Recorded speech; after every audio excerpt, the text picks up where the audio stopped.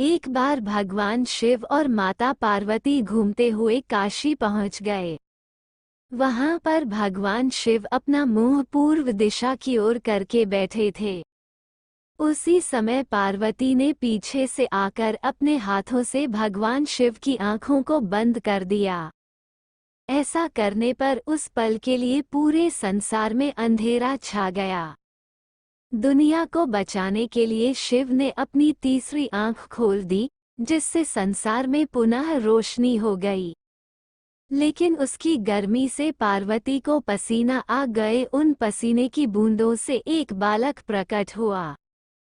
उस बालक का मुंह बहुत बड़ा था और भयंकर था। उस बालक को देखकर माता पार्वती ने भगवान शिव से उसकी उत्पत्ति के बारे में पूछा। भगवान शिव ने पसीने से उत्पन्न होने के कारण उसे अपना पुत्र बताया। अंधकार में उत्पन्न होने की वजह से उसका नाम अंधक रखा गया। कुछ समय बाद दैत्य हिरण्याक्ष के पुत्र प्राप्ति का वर मांगने पर भगवान शिव ने अंधक को उसे पुत्र रूप में प्रदान कर दिया। अंधक असुरों के बीच ही पला बढ़ा और आगे चलकर असुरों का राजा बना। अंधक ने तपस्या करके ब्रह्मा जी से वरदान मांग लिया था कि वो तभी मरे जब वो यौन लालसा से अपनी मां की ओर देखे। अंधक ने सोचा था कि ऐसा कभी नहीं होगा क्योंकि उसकी कोई मां नहीं है। वरदान मिलने के बाद अंधक देवताओं को परास्त करके तीनों लोकों का राजा बन गया। फिर उसे लगा कि अब उसके पास सब कुछ है, इसलिए उसे शादी कर लेनी चाहिए। उसने तय किया कि वो तीनों लोकों की सबसे सुंदर स्त्री से शादी करेगा।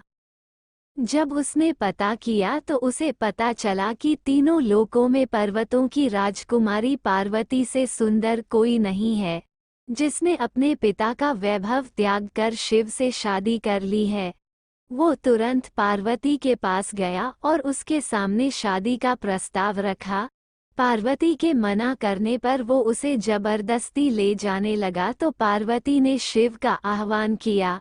पार्वती के आह्वान पर शिव वहां उपस्थित हुए और उसने अंधक को बताया कि तुम पार्वती के ही पुत्र हो, लेकिन फिर भी वो नहीं माना। इसलिए शिव जी ने उसका वध कर दिया।